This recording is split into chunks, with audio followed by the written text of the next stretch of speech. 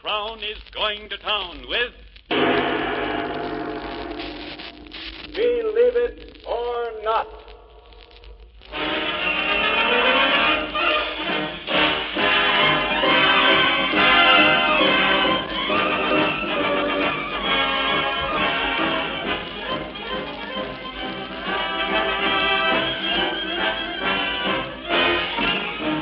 Butlers and neighborhood stores who serve you Royal Crown Cola present Bob Ripley with more of his amazing Believe It or Nots, with B.A. Rolfe and his orchestra, and lovely Linda Lee.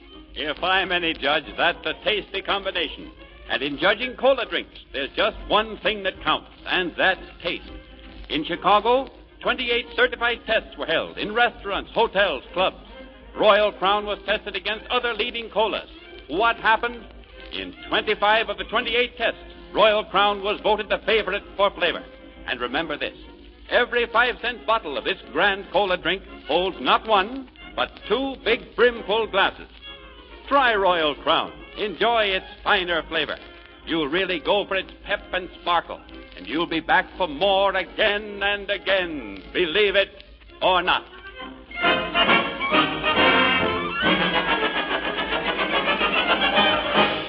And here is that brainy brigadier of a brace of bristling, brilliant, breveted brakes.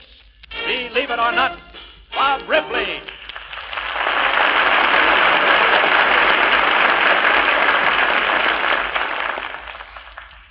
Greetings, everyone, and welcome to the program tonight.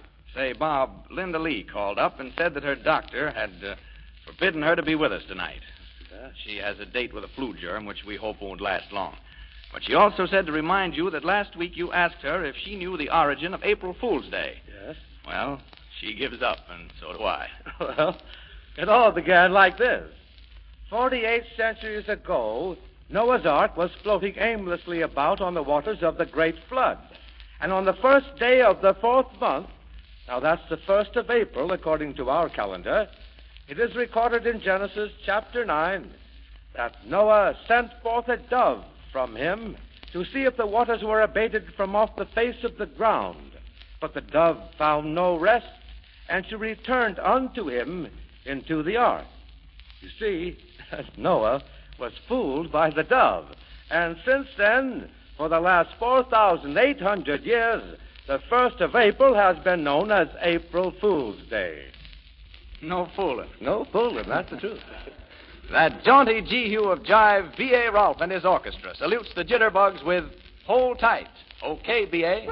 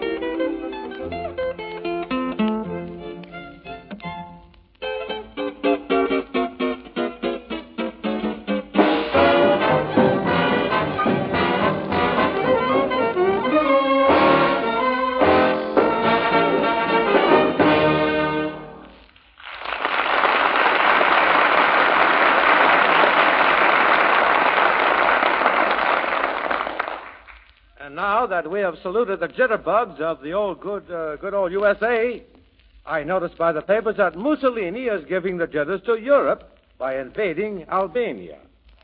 Well, there's nothing to get the jitters about anyway, in my opinion. I visited Albania a few years ago, and I found that Mussolini has been controlling Albania for years. I met King Zog, who is an up-to-date young monarch and as independent as possible under the circumstances. He gave me a cigarette holder on that occasion, which I have in my hand now, and this cigarette holder, by the way, is 2 feet 10 inches long. You know, the Albanians never heard the word Albania.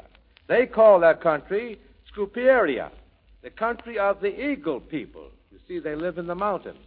And the coat of arms, or the Great Seal of the United States, the eagle with arrows in its talons, was taken from Albania. Recently, Mussolini said he must have a share in the direction of the Suez Canal, which is Italy's lifeline to a new empire in Ethiopia.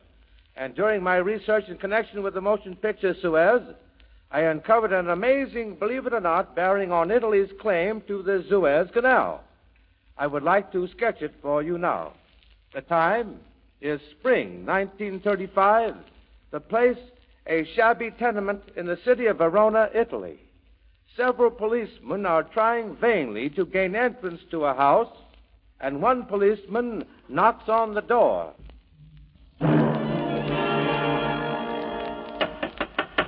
Open in the name of the law. Signora, I warn you, if you continue to defy the law, we shall be compelled to break down the door. I am not afraid of your threats. I'll die before I give up my home. Law or no law. Very well, then. Then, break the door down. Just a minute. What? I am Angelo Bussi, a lawyer. May I ask why you're trying to break down the door, Signora Negrelli? We have a dispossess order on Signor Negrelli for non-payment of rent. It amounts to 232 lira and 19 centesimi. You intend to pay it, perhaps? I'd like to talk to Signora Negrelli first. May I? I don't know whether I should or Per not. piacere, please. Well, go ahead. Grazie. Signora Negrelli. Signora Negrelli, will you please come to the door? Who are you? I am Angelo Busso, a lawyer. I have been sent to you on very important business by the French government. Will you please come to the window and talk to me? French government? Si, signor. Very well. I will come to the window. Now, what do you want? You are the daughter of Luigi Negrelli who drew the plans for the Suez Canal? Of course I am. But what is the meaning of this? I am here to offer you on behalf of the French government the sum of 1 million lire. 1 million lire? Oh, you must be joking, sir. Your father drew the plans for the Suez Canal. Si. As such, he was entitled to 200 shares in the canal. Ah. But unfortunately, he died before he could receive them. And now the 200 shares belong to me? Exactly. My client, the government of France, offers you 1 million lire. I have it here in this little bag, in cash. Will you do an old lady a favor and pay 232 lire to the officer there so I may open the door without fear? I shall be most happy to oblige. Here you are, officer. 232 lire and 19 centesimi. And here is 10 lire for a cigar. Oh, gracias, signor. Here is your receipt. Adios, signor. Adios. Adios. Come right in, Signor Busso. Grazie. Now, if I sign your paper for you, how soon can I have the money? This instant. Signor Busso, let me sign the paper and give me the money quick. Signore, come quickly. The government, the palace at Rome, is calling you on my telephone. Signor Negrelli, sign this paper quickly. I must go. Hurry, signore. You cannot keep him waiting. I'm coming. But first I must get my money. Where do I sign, Signor? Right here, Signor Negrelli. All right. Now, give me the pen. Hurry, signore. The call is still waiting. Here is the telephone. Quick, take the receiver. Hello, I'm listening. This is Signor Negrelli speaking. Daughter of Luigi Negrelli. Si, signor. Who is this? This is Benito Mussolini. At last we have found you. Il Duce. Signor Negrelli, on behalf of the Italian government, I am prepared to pay you 2 million lire for your rights in the Suez Canal. 2 million lire? That is right, for your shares. Do you accept? Signor, I mean, Your Excellency. Is not 2 million lire enough? Your Excellency, you're too late. I have just sold my shares in the canal for a measly 1 million lire to the government of France.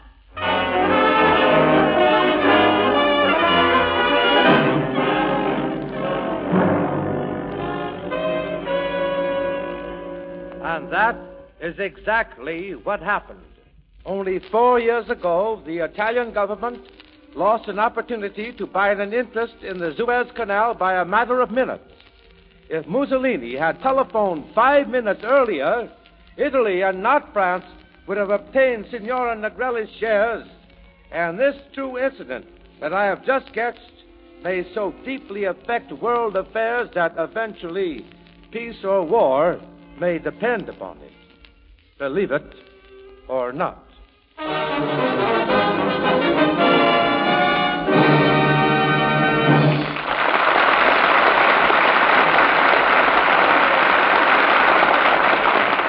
B.A. Rolfe and the orchestra swing into the torrid tempo of the latest Cole Porter smackaroo. My Heart Belongs to Daddy.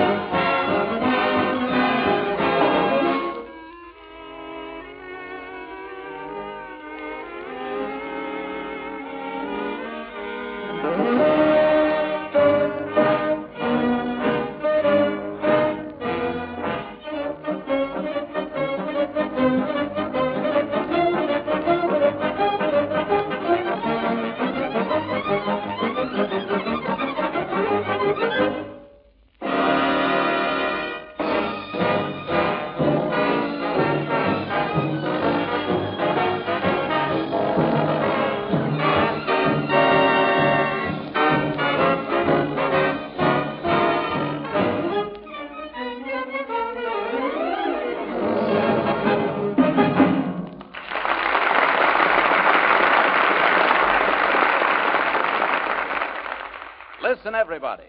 Pull your chairs up close to your radios. I've got a very short message about Royal Crown. The cola that won the certified taste test? Right. The cola with a richer, smoother flavor that's so good, so pure, it bears the good housekeeping seal? Right. The cola that has 2 full glasses in every bottle? Right again. In a series of certified tests from coast to coast, Royal Crown was preferred for flavor to all other cola drinks tested. Royal Crown costs only 5 cents a bottle. Even less if you get the handy 6-bottle home carton, which costs only a quarter. It gives you 12 generous glasses of the sparkling, zestful, tangy drink that wins friends everywhere. Whenever you want a cola drink, just remember that name, Royal Crown. That's right, folks. Royal Crown's a friendly drink. And when you try it, we just know you're going to like it. Why, just this week, Royal Crown Cola was put on sale in St. Louis. And in taste tests conducted on a university campus, Royal Crown got twice as many votes as 2 other popular colas combined.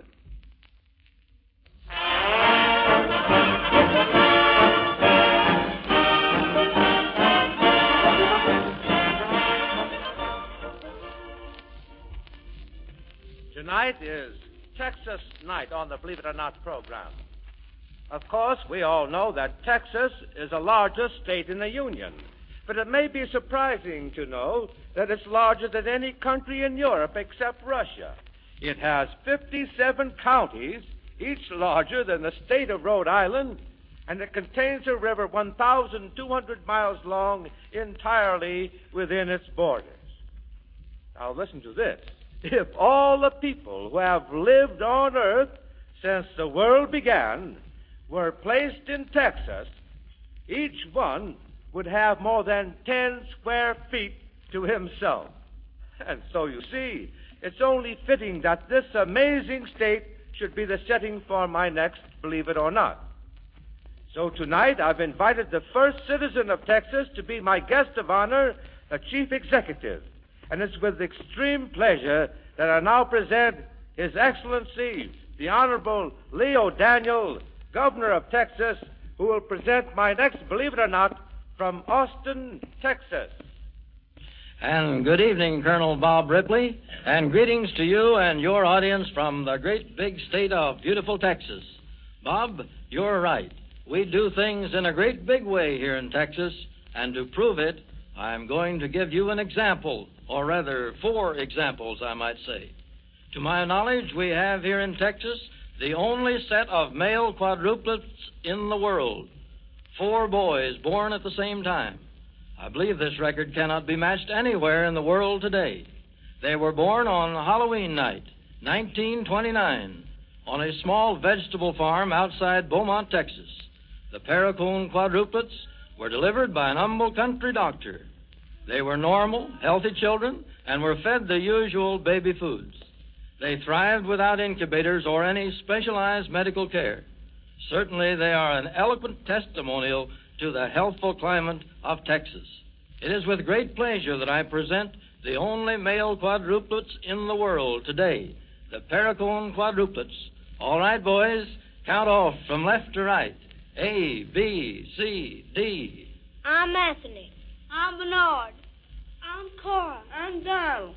Well, now, which one of you boys will speak for the rest? I'm Anthony, and I will speak for my brothers.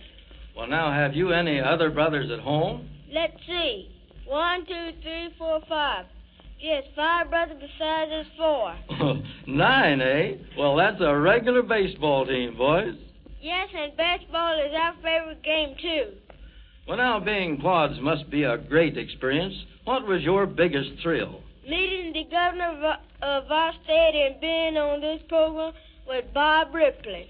Well, now, what are your plans for marriage, boys? We got trouble. The key quads are too old for us. The badget quads are too young for us. The alpha tutors are one too many. Well, quads, you have double trouble.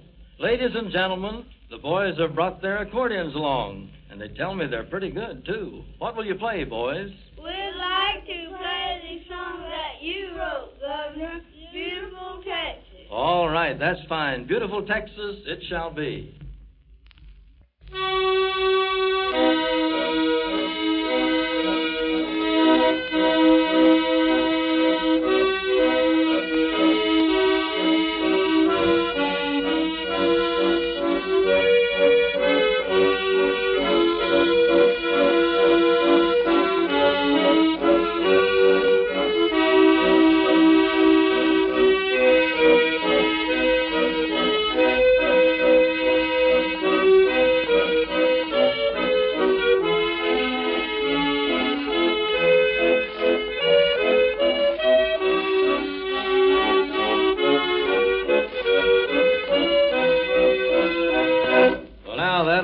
Mighty fine, boys. And Colonel Bob Ripley, you've heard from 4 little citizens of whom the state of Texas is justly proud, the Paraquon quadruplets of Beaumont, Texas. They are 9 years old and growing fast. Later in the program, I shall return to present another amazing Texan. In the meantime, I transfer you to Colonel Bob Ripley in New York. Thank you, Governor O'Daniel. And congratulations to the Paraquon quadruplets. And now for the real hero of this program. He's a Texan who stands all by himself. But to give you an idea of his heroism, let me draw a believe it or not sketch for you. It happened on June the 10th, 1938, just about 9 months ago. The place, a lonely, desolate road near Clyde, Texas. It's night, and the countryside is silent as it can be after a twisting, savage cyclone has swept over the land. Everywhere there is desolation, for a wind has whirled over the flat wheat fields, destroying houses, uprooting trees, and laying waste the land. As our scene opens, we find W.E. George and R.Z. Landrum, 2 telephone linemen, fighting their way through mud and water.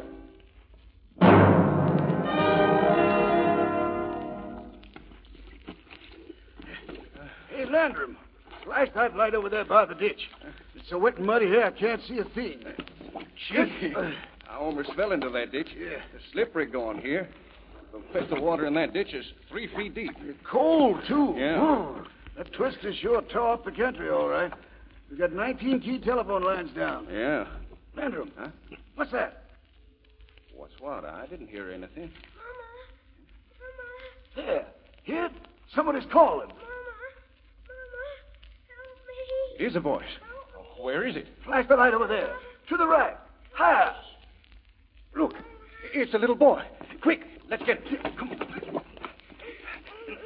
Why, he's up to his neck in water. Help me pull him out. It's all right. It's all right. Okay, Sonny, we got you. Everything's going to be all right. Hey, George, he's holding a little baby. You take the baby. I got the Right. boy. Now, easy, Sonny, easy. Better wrap the baby in your coat. He's so quiet. I wonder. Oh, no, I can feel his heartbeat. Come on. He's all right. Come on, Landon. We got to get these kids to the All right. hospital quick. Yeah. That's all right now, Sonny. We'll find your mama for you. Tell her I took your baby in the water.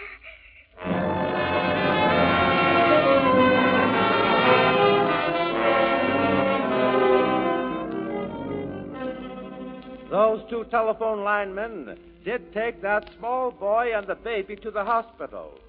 There they found that the boy, Donald Rutledge, was only 3 years old, and the baby was not quite 1 year old. So great was the heroism of that little 3-year-old boy that I've asked the governor of Texas to introduce him to you and to tell you the rest of this thrilling and heroic incident. The next voice you will hear will be that of Governor O'Daniel of Texas, speaking to his state's smallest hero, Donald Rutledge.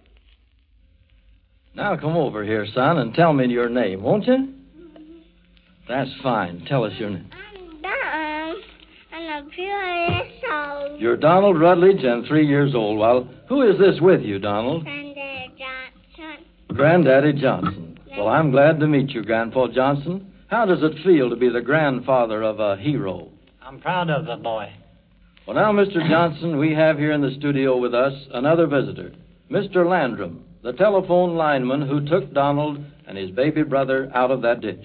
Mr. Landrum, did you find out how the children got in that ditch? Yes.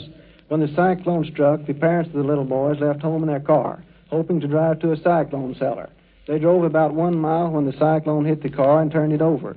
The children were thrown into the ditch, and little Donald held his baby brother's head above the water for 4 hours, saving his life. Well, now tell us what happened to the parents. They were found afterwards. They had been hurled through the air by the force of the cyclone for more than a mile. When we reached them, they had been dead for 4 hours.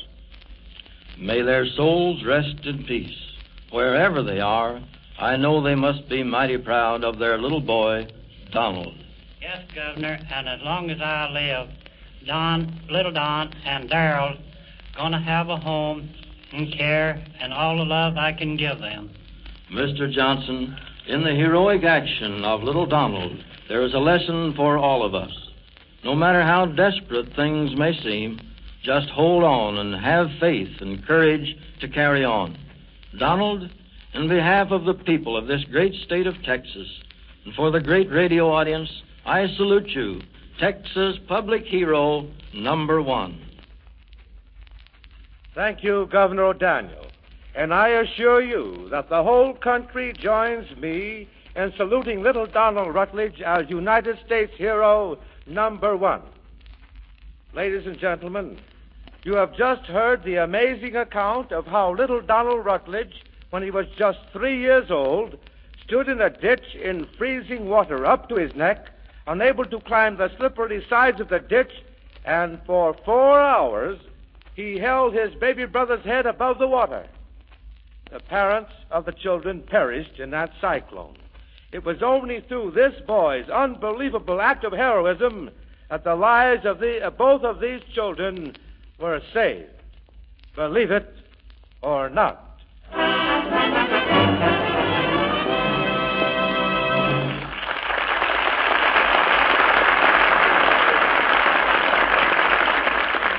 Who drank 7 million more bottles of Royal Crown Cola last year than in 1936?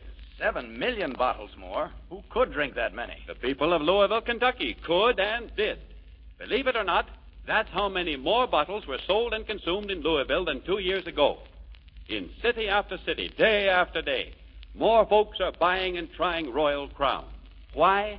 Because it's tops in taste. Because it has tang and zest and zip.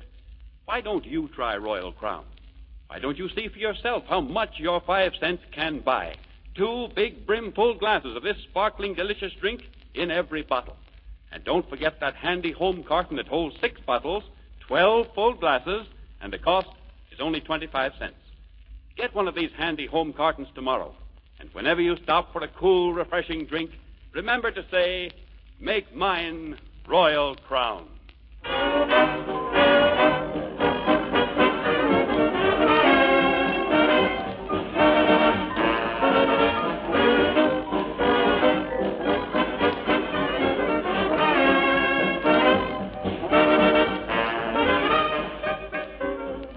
Well, it's problem time again, Bob. Yes? And Linda wants you to give me the problem, and I'll pass it along to her. All right, if you will. Tell me, Bud, where is the sea of matrimony? I'm afraid you got me, Bob. Is there really a sea of matrimony? Yes, there's actually a sea of matrimony. Now, where is it? Well, okay, Bob. As an old Navy man, I'll try to help Linda solve that. Okay, Bud. And next week, I hope Linda has fully recovered and can give me the answer.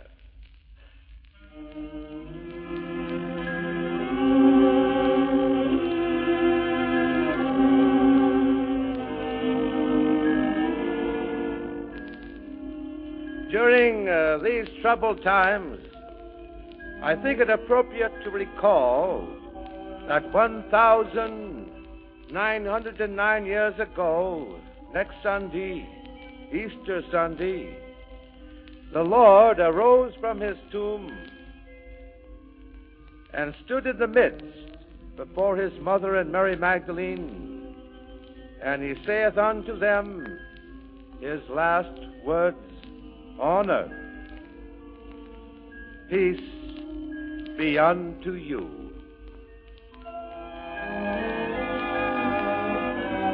Next week at this same time, the bottlers in the neighborhood stores who serve you Royal Crown Cola will again present Bob Ripley with more of his amazing Believe It or Not, with B.A. Rolfe and his orchestra and lovely Linda Lee. This is the Columbia Broadcasting System.